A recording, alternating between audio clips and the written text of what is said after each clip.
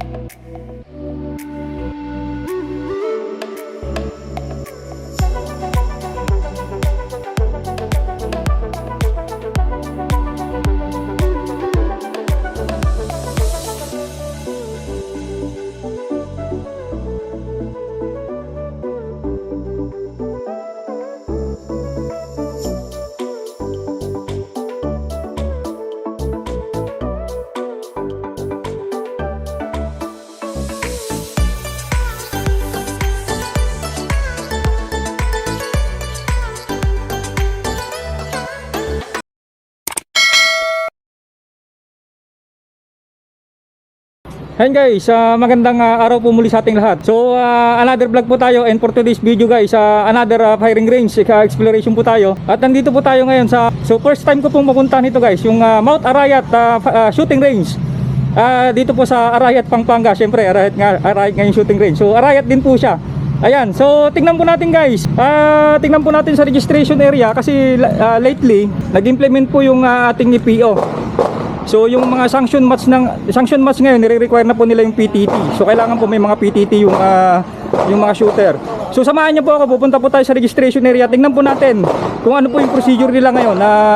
Mag-interview po tayo ng registration na personnel mamaya regarding dun sa PTT ng mga shooter sa mga sanction matches.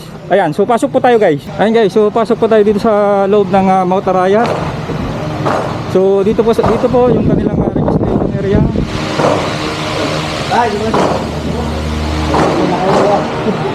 Okay. Dito po yung kanilang mga personal dito sa registration area. So, usual procedure naman. Usual procedure naman ang ginagawa dito. Mag-fill up ng ating registration form. Then interviewin po natin sila regarding po sa ating PTT.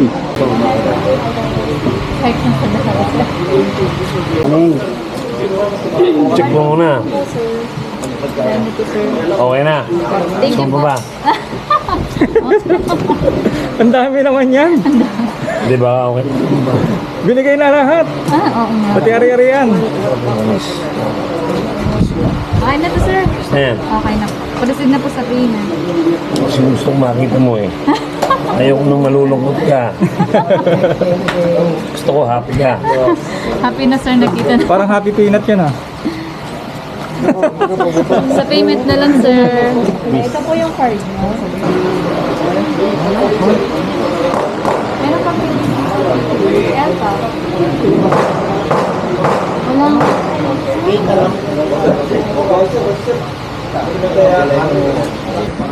Hello ma'am.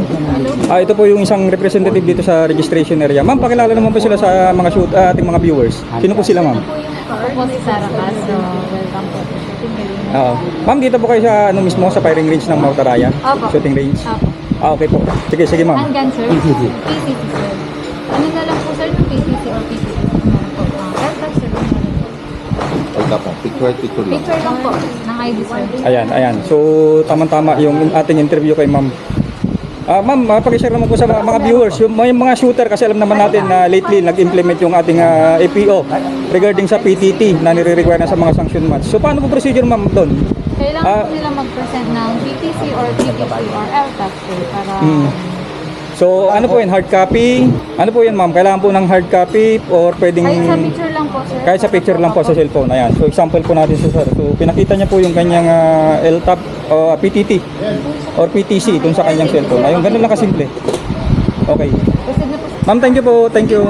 Thank you. Thank you po. Sorry, sir. Okay guys, explore lang natin yung Mount Arayat shooting range. So bago po tayo mag-proceed, so nais ko lang pong i-shout out yung kanilang gun club president na walang iba kundi si Sir Albert Mito. Yan, sir, shout out po sa iyo. At syempre, shout out ko rin yung PCC King na member po diyan sa ating Mount Arayat Gun Club na si Norman Torno. Yan, shout out sa inyong lahat, sir. So dito, maganda rin po itong firing range na ito ay dahil malapit na po siya sa highway. So accessible po siya. Hindi na po siya yung papasok ka pa ng napakalalim at daan ka ng mga off-road. So dito po sa kanya, ayan, malapit na po siya mismo sa highway. So kung titingnan naman natin yung kanyang parking, malawak din po yung parking area niya. So itong range na to ay kung tutusin na bukirin po ito na kinonvert din po sa shooting range. Okay, so kung sisilipin po natin dito sa kanyang loob, malawak din po siya. So maliban po dun sa 10 bay dun sa loob, mas malawak po yung kanyang hallway din na pwede nating kumbaga hindi tayo dikit-dikit. Ayan, so sayang nga lang kasi hindi ko nadala yung drone ko para sana natin na drone shot natin yung kanyang vicinity area. Anyways, ulitin na lang po natin yung exploration po nito para makita po natin yung drone shot. Pero sa ngayon po malawak po ito. So ayun nga po, mayroon po siyang 10 bay. So tignan po natin yung kanyang bay kung gaano po siya kalawak isa-isa. Okay, so ito po yung kanilang bay 1. So dito po pwedeng po mag-set up dito ng short course to medium course. Ayan, so katamtaman lang po yan ng short course to medium course. Yung ganyang pong kalawak yung kanyang area. So pagka nilong course natin dito, medyo masyado ng gipit. So much better lang po kung short course at medium course ang pwedeng i-set up dito sa bay 1. Okay, dito po sa bay 2 nila, malawak-lawak po ito. So pwedeng set upan to hanggang long course. So short course, medium course at yung long course. Pwede pong set upan yan. So depende na lang po sa yung gagawa po ng course of fire. Pero malawak po siya. So pwede sa pang long course. Okay, yung kanilang bay 3 naman. So ganun din, pwedeng set upan ng short course, medium course to long course. Okay, yung bay 4 nila, pwedeng setapan ng ganun din sa short course, long course, saka medium course. So dito po sa nilaruan po namin dito, medium course po ang nakaset up po sa kanila. Okay, yung kanilang bay 5, mas masikip siya konti. So pwedeng setapan to ng short course to medium course. Ayan, so dito po ang nakaset up po dito sa palaro namin nitong last weekend ay medium course lang po ito. So to 24 rounds. Okay, dito naman po sa kanilang basic. Ayan, so malawak-lawak din po ulit ito. So pwedeng short course, medium course at long course. Okay, so itong B8 po nila, ito po mahaba. So this time ito yung nilaro namin dito na long course. So pwedeng ano po to, short course, medium course at long course. So pwede rin pong rifle kasi mahaba po itong stage B7 po nila. Okay, so itong B8 naman po nila medyo masikip-sikip. So pwede lang po dito ng short course saka medium course. At itong B9 po nila, ayan, no? So pwede lang po dito short course saka yung ating medium course. Okay guys, so ready to shoot na po tayo. So first of all, sa safety area po muna tayo para magwagwag po tayo at warm up kumbaga. Then after po ng ating safety area, after tayo makapag-warm up, makawagwagwag, makapag-dry fire, so pwede na po tayong pumutok. So stage briefing na po tayo. Procedure. Shooter standing on mark, facing down range. Gun condition loaded. Upon signal, engage or tunnel. Note. Super tunnel, overhead stick, if pulled, there's exposed penalty. Fire stick. Any question, sir? Yung umang na, matagi lang ng baka, naglag. Nasa pihit na yun ah. Okay, 2 minutes to review.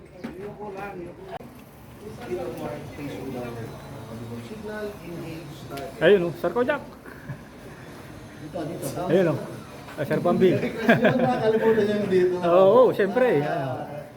Sa stage 3. Ayan, stage 3 na kami. Press, papalusog Opo, Okay, once po na makapag-done na po tayo sa stage briefing, so course of fire review. So reviewin po muna natin yung ating course of fire para sa bago po tayo pumutok.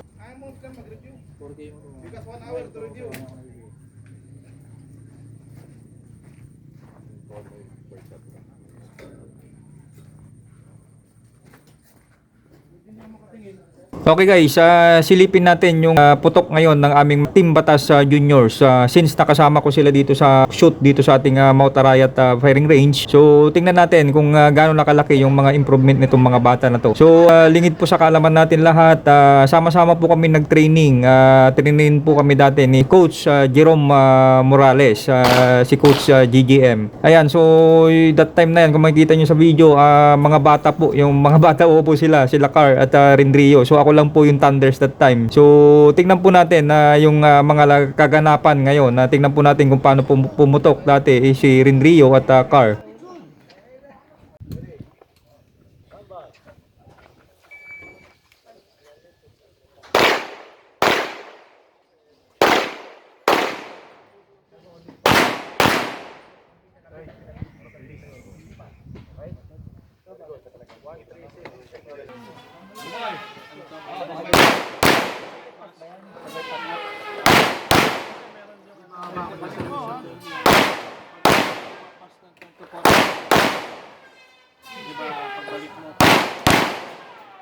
Iniisip ko nga kung baka yan quarantine na lang, kaso kung lahat ito-quarantine ko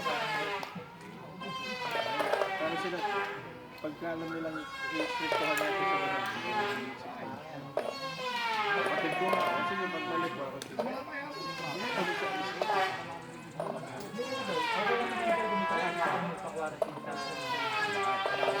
kasi ang requirement yun, kasi yung sa loob ng kapta, may saling hindi naman sa Kapatid mo naman, ganda rin sila na may kapatid. si Red, gumanon. Ganda nga yung facility na, kapag masahe ko rin sa UCD. Sabi niya ko, siya ganon. Doon may post. Isan, dito kayo nang galing, huwag ganon. Pag dito galing ganon, para makatakbo kayo. Mas yun, nakakatakbo kayo. Susupply yung tubig.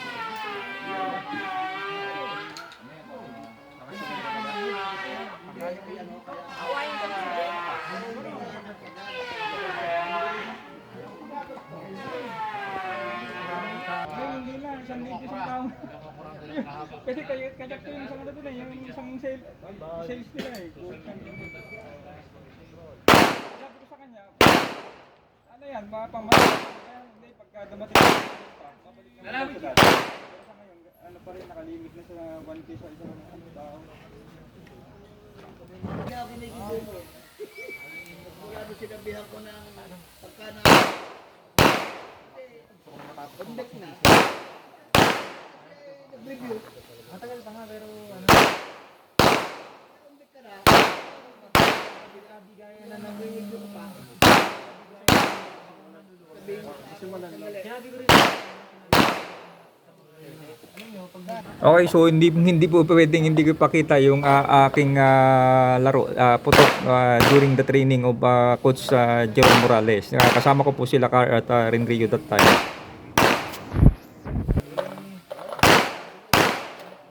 Sa mga kinakain mo. Sabi mo kay Ma'am Pino, tamo ng kasama ko yung maligakon eh.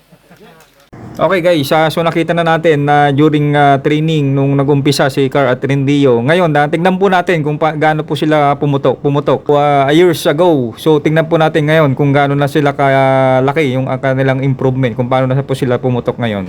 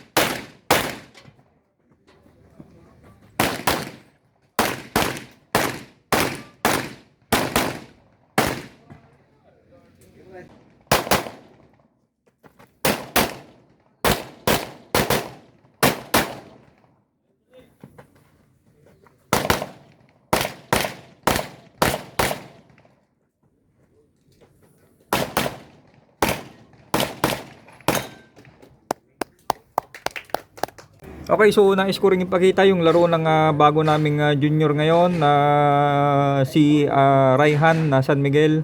So ito po yung isang umuusbong na rin na junior shooter namin dito sa Bataan Shooter. So tignan po natin yung kanyang putok.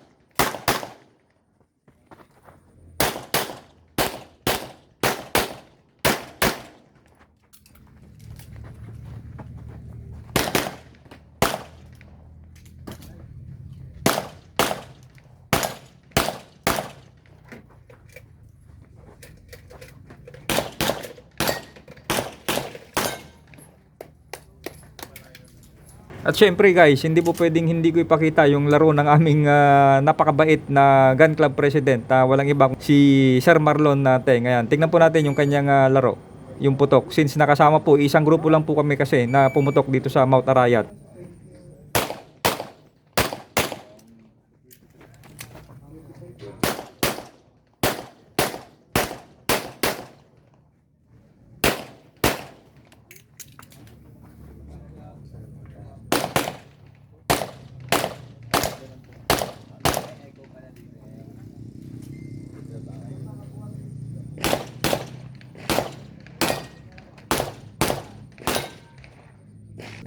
At syempre, hindi po pwedeng mawala na at your service. So tingnan po din po natin yung putok po dito. Ito po yung aking mga highlights.